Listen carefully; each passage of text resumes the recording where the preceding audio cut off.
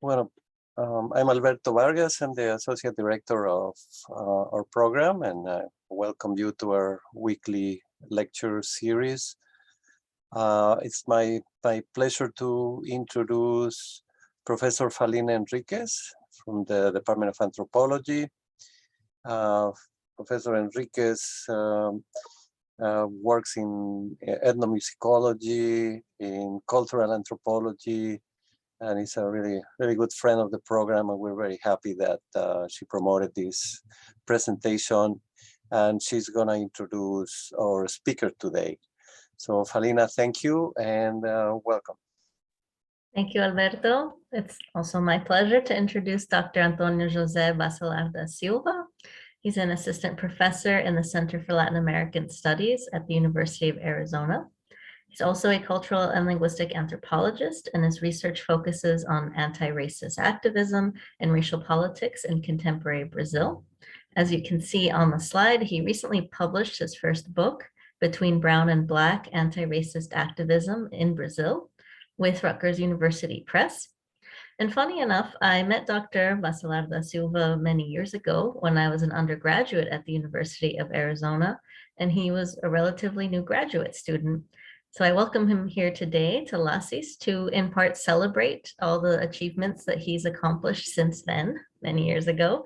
And I'm eager to hear the insights that he's going to share with us today. So thanks for joining us, everyone, and let's welcome Dr. Bacelar da Silva. Can you hear me? Yes. Okay. Thank you. Can you see me too? Yes. Yeah. Okay. Great. First of all, thank you, Falina, for the invitation. It's a pleasure to be here, to be able to share my work with you all. And thank you for everyone who's here. And I look forward to an engaged discussion at the end. So let's get started.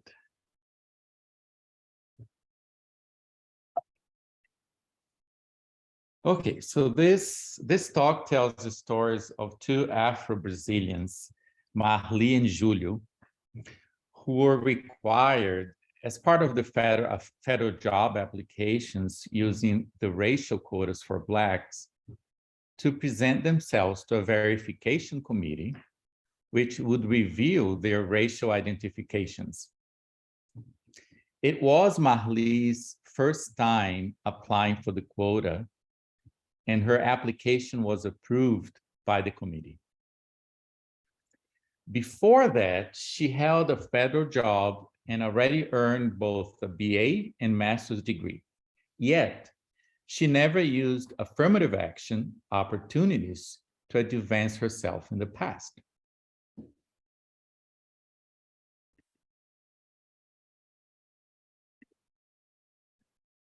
Marli felt that she had the right to do it this time.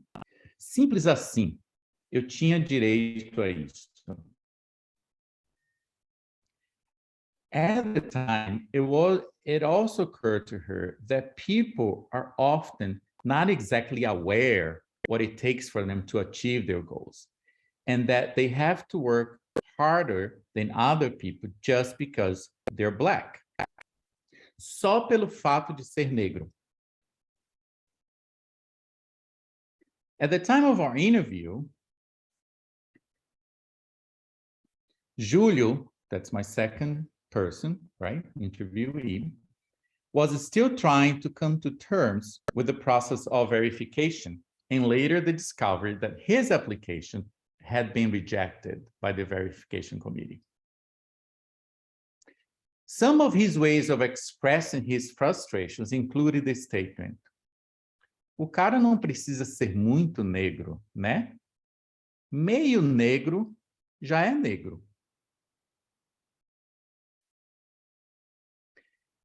Comissões de heteroidentificação, the way they call it in Brazil, or heteroidentification commissions, is the official term in Portuguese for the verification committees. Whether praised as the most efficient means to control racial fraud or condemned for the manner in which they do so, the verification committees rapidly became a divisive and polemical issue. It was all over US media, including several segments on NPR that you guys can go back and watch. Very interesting debate at the time. So in 2000, that was before 2018. So in 2018, I began to research the work of the verification committees and candidates' experiences of the process of verification. As an initial step in this research, I conducted 26 in-depth semi-structured interviews with policymakers in Brasilia, in verification committee members themselves, and quota candidates. The people interviewed lived in three main areas, three different regions of Brazil: Salvador, Bahia; Brasília, the capital of Brazil; and Florianópolis in the south of Brazil. So in this talk today, I begin with we're going to go next with a background discussion of racial mixture, racial categorization, and ethno-racial reforms in Brazil. I then shift back to Marli's and Julio's accounts of their application for racial quotas. And towards the end, so this discussion of their process, their experiences, leads that into a discussion of their discursive relationship to Blackness.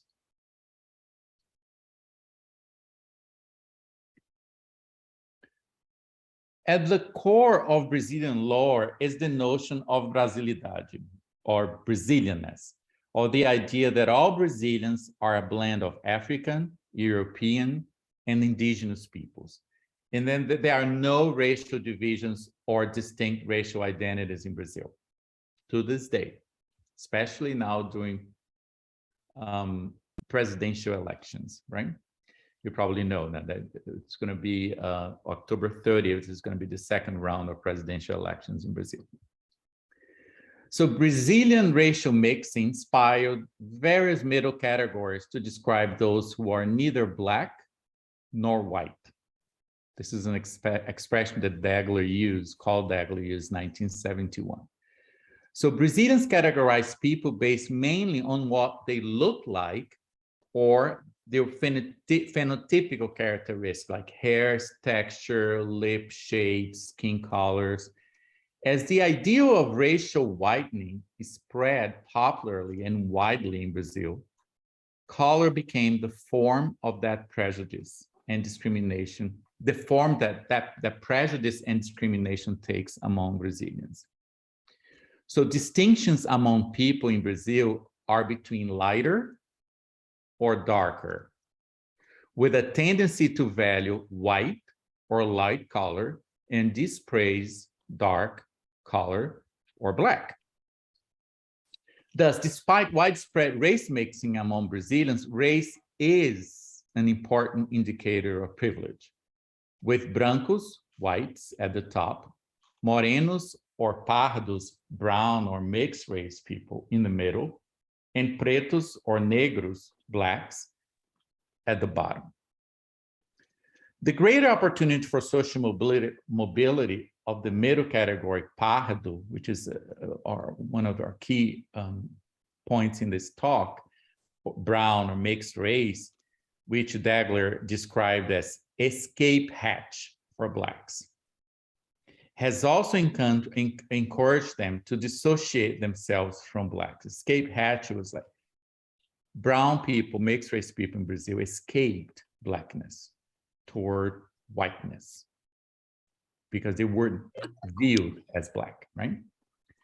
So the 1990s, however, witnessed Brazil's redemocratization process and the rise of the Brazilian Black movement as we know it today.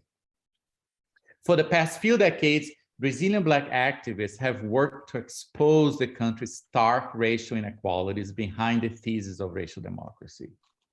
And as they did so, a vast array of community-based Black organizations, otherwise known Black NGOs, has emerged using race as a strategy to press their claims for resources and rights for the Black population.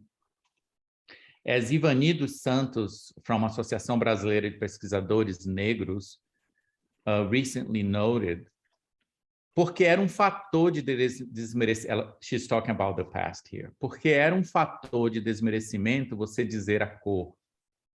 E o movimento trabalhou para valorizar como fator de orgulho, porque a cor deixou de ser apenas ônus, porque antes era ônus. Cor passou também a ser fator de direito. Então, juntando o orgulho, a consciência e esse fator de direito, é natural que aqueles que se achavam marrom bombom, jambo, agora, de forma orgulhosa, se consideram como negros.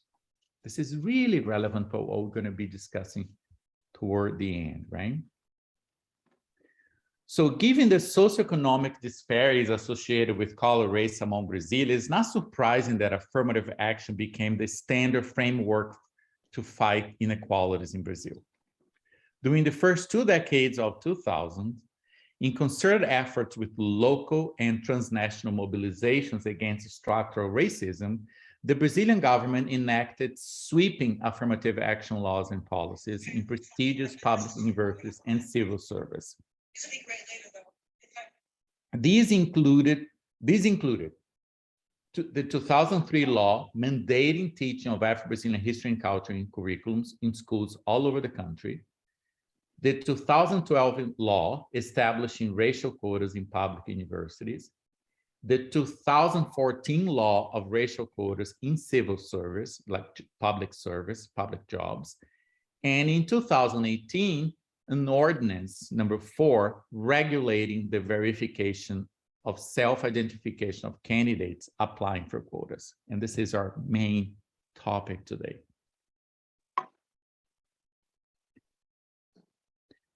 From its start, however, Brazil's affirmative action generated strong conservative resistance. Resistance against racial policies began with expressions of resentment toward the college quota system. One common strategy of opposition was to call attention to the difficulty of determining the racial identity of applicants and questioning the need for policies that address racial disparities in higher education. One example is in 2007, Veja, used to be Brazil's at the time, a major magazine, published a story about admissions at the University of Brasilia, UNB, entitled "Race Does Not Exist. Identical twins Alex and Alain were considered white and black by the quota system." So UNB was one of the first public universities to adopt the quota system. And during the initial implementation, candidates were required to submit a photo to determine phenotype. When 2 identical twins sent in photos, one was considered eligible and the other was rejected. The Veja cover photo of the twins showed little apparent phenotypical difference, but one wore a white t-shirt to indicate he had been classified as white, while his twin wore a black shirt, signifying that he had qualified for the quotas-based admission. In the article, the authors ridiculed the university's decision by painting the quota system as racist. Quote, "It is a sign that Brazil is taking the dangerous path of trying to evaluate people not by the content of their character, but by the color of their skin," end quote. So the authors further argued that race-based policies were inappropriate for solving Brazil's problems. Since the initial implementation of affirmative action laws and policies, opposition has escalated from the disdain for affirmative action expressed in the Veja article to extreme political polarization with overt expressions of racial bigotry. And this is core in the whole political process in Brazil right now, in the present, especially with presidential elections, in the presidential elections now. So since 2012, the year the federal government passed the law of quotas, cases of allegedly fraudulent candidates claiming Blackness based on ancestry rather than phenotype to further their careers have escalated. According to Souza, who did a study published in 2017, between 2015 to 2017, the average percentage of cases of falsidade na declaração often refers to Afro-conveniência, like Afro-convenience, or Afro-opportunism, something like that, by Black activists and policymakers was 30 to 40%. Although there had been some attempts to verify the identities of quota candidates, like the case that Veja was writing about before, it was only in 2018, as I mentioned before, that an in-person verification was established as a national policy. So in face of widespread fraud in 2016, just a little bit before 2018, the Ministério do Planejamento in Brazil, Minister of Budget and Planning, issued guidance on how to legally consider verification interviews to check the truthfulness of candidates' applications for the quotas, right? But in 2018, it issued an ordinance, as I said, dealing with verification regulations for governmental agencies. And now this has been adopted also in higher education. So the creation of and guidelines for the committees were to be based on the discussion about Brazilian race relations. The goal of the committees is, as stated by Roseli Faria, one of the policymakers who worked in establishing the verification committees, one of the members of the task force, she says, the goal is to identify the candidates as indeed Black based exclusively on their phenotypes, such as skin color, hair texture, and facial features. For that, candidates needed to present themselves in person to the committees. So not to take into consideration ancestry.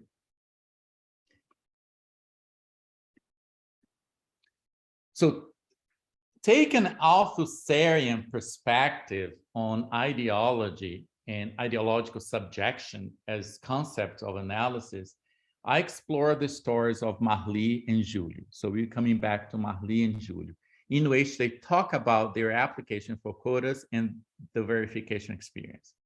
I do so with an eye to their ideological relationships to Blackness. What's changing there, right? As these intersect with affirmative action policies and practices.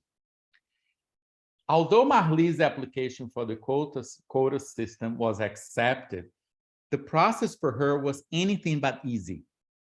At the time of the application, she knew that there would be one comissão de avaliação, an evaluation committee, because she had worked for a government agency that was dealing with that, right? That was involved in a campaign for verification in civil service sector. So she had that previous knowledge and experience. Marli had no question about her identification as Black, but not knowing what kinds of questions the committee would ask her made her uncomfortable.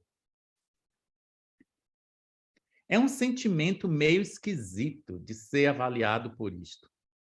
É muito esquisito. She reiterated that she felt uneasy with the possibility of being judged on her Black identity. Being a light-skinned Black woman made her feel like a fraud at times. Até passa na sua cabeça se você é negro o suficiente. Additionally, coming from a middle-class family and having never needed affirmative action blurred together, confusing her still further. Parece uma ambiguidade, você sabe que é merecedor daquilo, mas ao mesmo tempo lhe passa uma sombra na cabeça, como se você não fosse.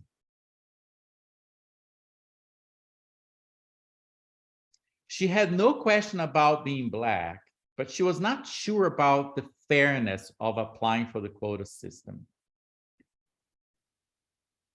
Uma espécie de síndrome do impostor. When the committee asked her whether she considered herself Black, She said, sim, sou. And she told me, mas sei lá, talvez me passou pela cabeça assim como se in Marli's early life, her mom and herself had difficulties identifying as Black. For a long time, her mom straightened Marli's hair, and she never made any effort to braid it. She made all the effort, Marli's mom made all the effort for Marli to study and succeed. She wanted Marli to dissociate herself from Blackness. Você não é neguinha. Marli grew up in a working class neighborhood and was the only dark-skinned student in her school. They called her carvão mineral, or mineral coal. In that environment, she could not escape Blackness. Later, during high school, she entered a prestigious public school, an elite da escola pública, she described it. There, she studied with Blacks who were ascending their socioeconomic ladder, as well as white who were descending it, because it was a public school, right? She hung out with the nerds, Blacks, whites, and everything in between. Isso era muito legal, assim como laboratório de autoestima. In the process of verification, Marli felt confident about her Black identity, but she also felt weird about the evaluation to determine whether she was Black enough to deserve the right of quotas. É pouco isso. She explained the feeling further by saying that she kept thinking about the stereotypical images of a Black person based on which they would evaluate her, especially if there were white evaluators. The part of the committee is there as a white person, a Black person, and it's racially mixed, but also gender mixed.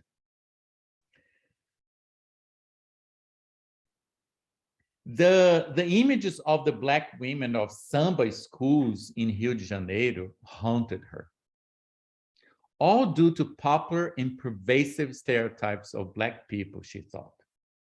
Marli also spoke about her experience among people in the middle-class circles who would politely refer to her as morena instead of Black. É como se fosse uma ofensa, né? To say that she was Black. Eu sinto pouco disso. É como se você fosse embranquecendo. She wondered whether she would have passed the verification if she had straightened her hair or things like that. All these ideas and representation which constituted her as a subject of Brazilian ideology swirled around in Marli's mind and words as she talked to me. Now back to Júlio. Júlio identified himself as pardo. So when they asked him, "Are you Black?" he said, "Eu sou pardo, brown mixed race." And until deciding to apply for the quotas for Blacks, he was not well informed about affirmative action or the quota system in Brazil. Prior to applying for the quota, all he knew about the quotas was from the mainstream media. Then he saw something about it in the edital, an open search announcement about the federal job competition. He said, o edital já estava publicado e eu estudei o edital e nisso eu vi esse negócio de cota. He went to great lengths to ensure that I understood that he was not part of the culture of concurseiro, people who knew all about those things, tests and everything, or people who knew all about the exams, including quotas. Otherwise, he would have been familiarized with the themes of quotas, which had been going on since 2014. So in 2015, he decided to apply for the quotas in a competition for federal civil service. And when he saw the part that talked about applying for quotas for pretos and pardos, he had no doubt that he would be included in those specifications. Nunca declarei outra coisa que não fosse pardo, moreno. Depende da pesquisa, né? Tem pesquisa, qual é a sua raça? Tem lá moreno. But anything but pardo, moreno.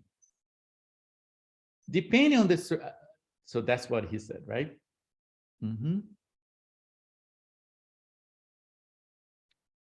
He added, nunca me marquei como branco, nem negro puro. Então, me marcava negro puro, porque eu achava, nem marcava negro, não me marcava negro puro, porque eu achava que tivesse, vamos dizer assim, pô, se eu disser que sou branco, eu estou negando o lado da minha mãe, do meu pai, desculpa. Aí alguém poderia até questionar, pô, você tem vergonha de ser negro? Não. Se eu falasse que sou negro, eu estaria negando o lado da minha mãe. So he goes into this ancestry type of talk.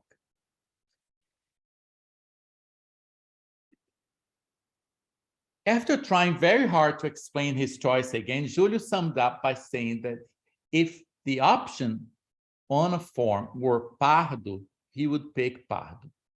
If it were moreno, he would pick moreno. And if it were either black or white, he would pick black.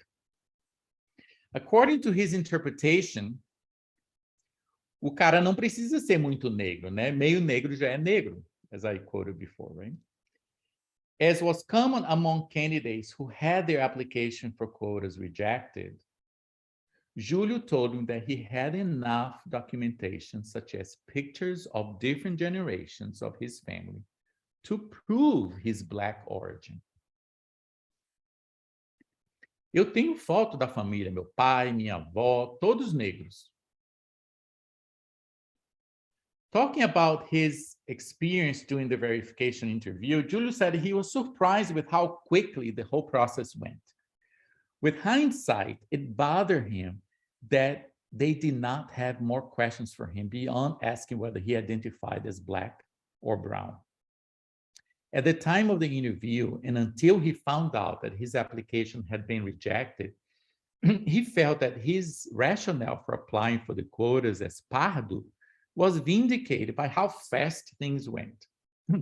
According to the interview, it went really fast. When interviewed by me later, he gave vent to his frustration by describing the whole process as a trick played on him for fun. A impressão que eu tive é que parecia uma pegadinha do malandro.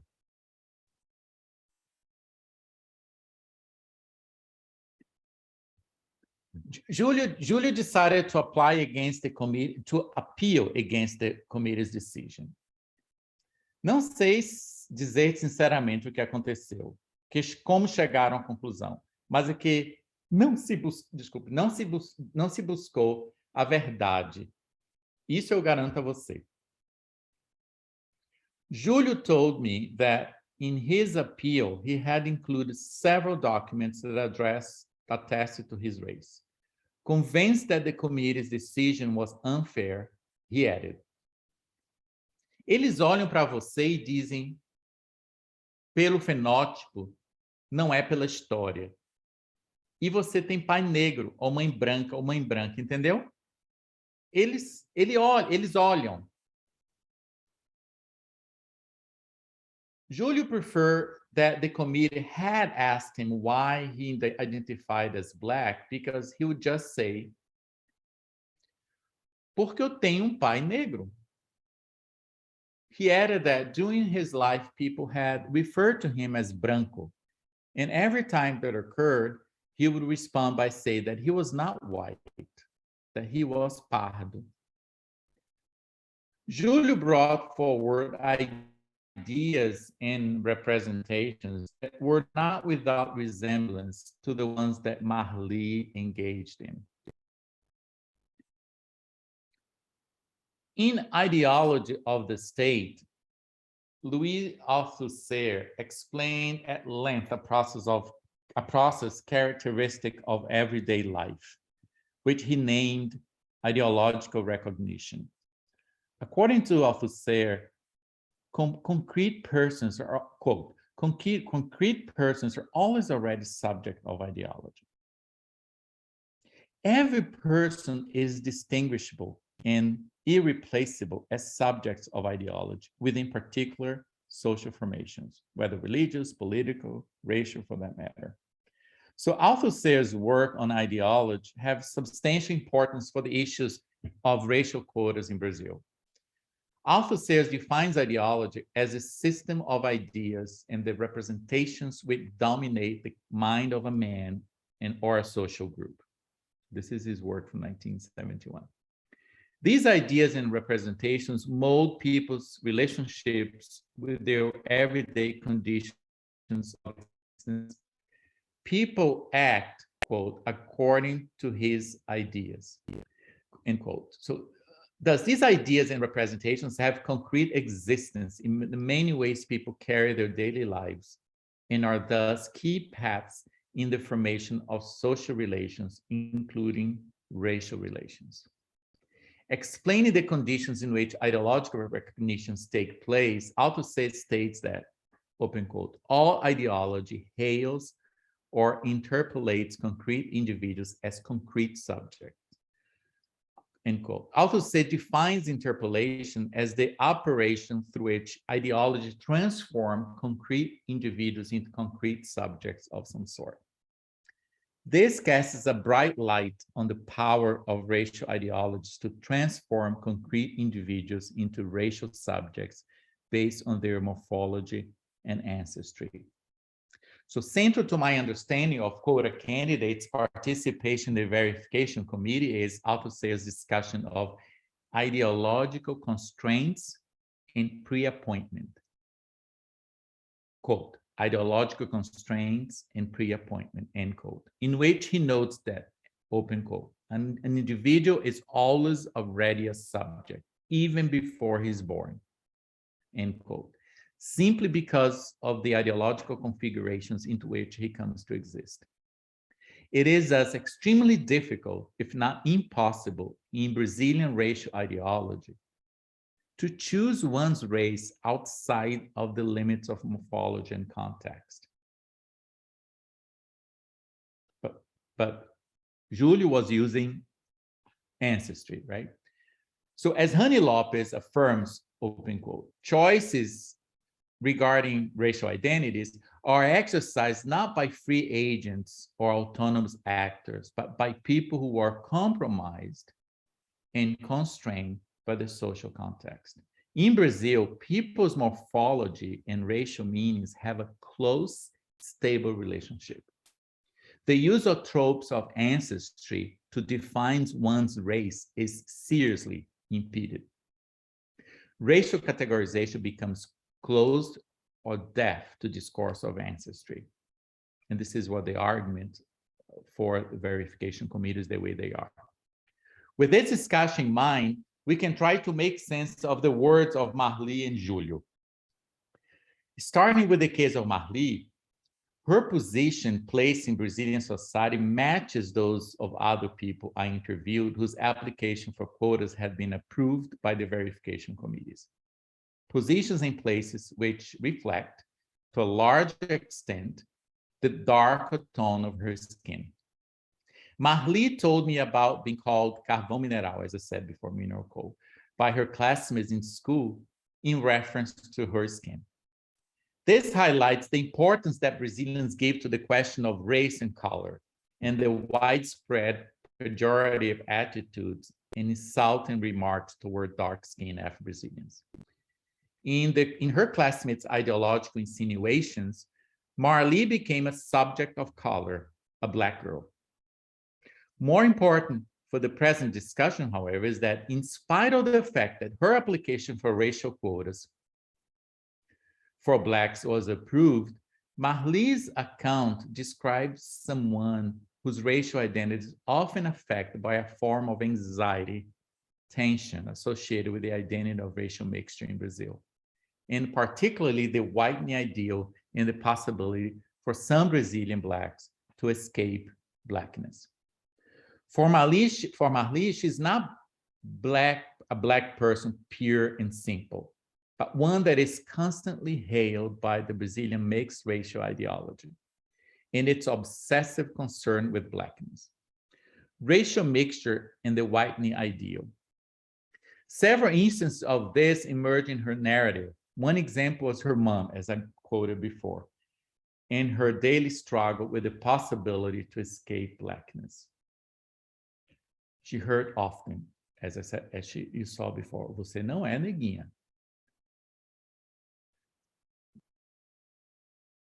Another example is Marli's questioning her own Blackness vis-a-vis the application of racial quotas for Blacks. Até passa na sua cabeça se você é negro o suficiente. Am I Black enough?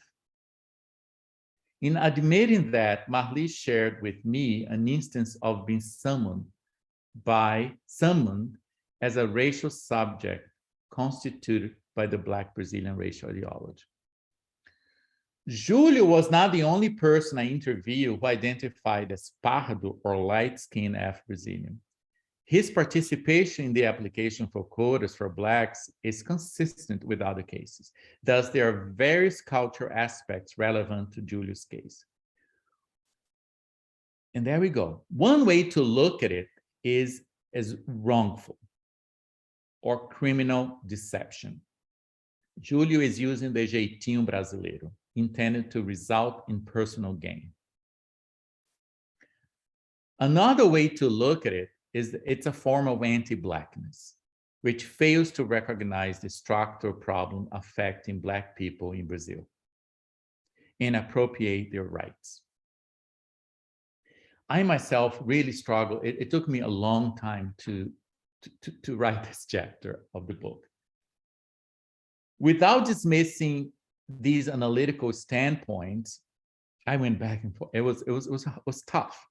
I argue that examining cases like Julio's offers yet another way to understand the problem of ideological subjectification in Brazil. As Pierre Macri notes in his studies of Althusser, ideology is an effective agent of the process of social reproduction in which it is directly implicated. So as Althusser himself puts it, ideology, open quote, practically always gets its man. In Dagler's, and going back to Dagler's is one way that I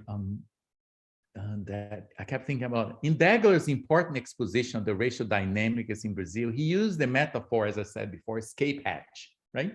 But this was in the 70s, before the resurgence of the Black movement. Ivanildo Santos was talking before, to value color. So he used escape hatch to posit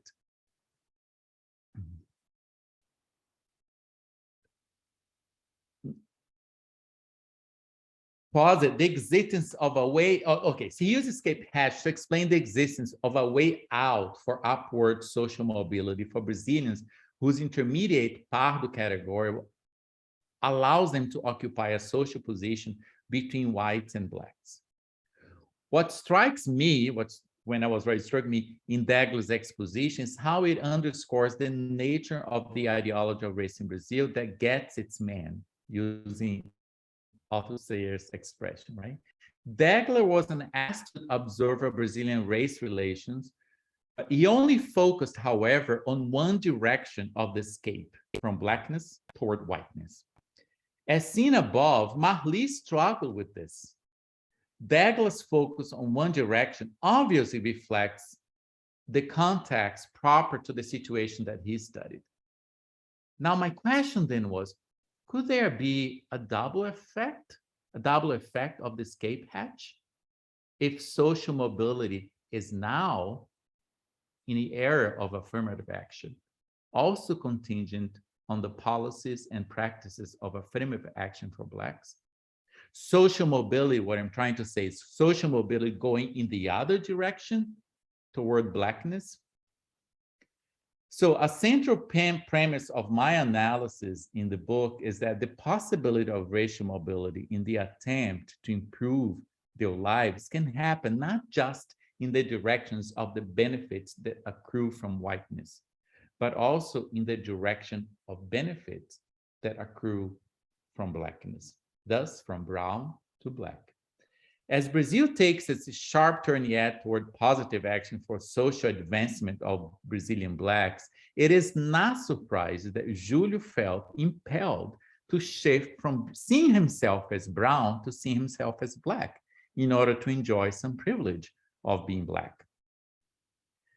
My point here is surely not that Júlio was not taking advantage of recent affirmative action legislation. By no means would I deny that by benefiting from the gate of racial mobility toward Blackness for his individual advancement, he failed to recognize the structural problems affecting dark-skinned Black people and appropriate their rights. As Freitas points out, although they self-declare Black or brown on well-founded grounds, they do not seem to be real beneficiaries of effective anti-racial prejudice policy, end quote. After all, we cannot, open quote, negate the racial singularity and the uniqueness of Black discrimination victims that make them eligible to benefit from programs promoting greater access to power and privilege, end quote. So in my work, rather, in this talk and in this part of the book, rather, I wanted to demonstrate by examples what dimensions of ideology play a role in the relationship of people like Marli and Júlio to Blackness in the context of affirmative action in Brazil. Thank you.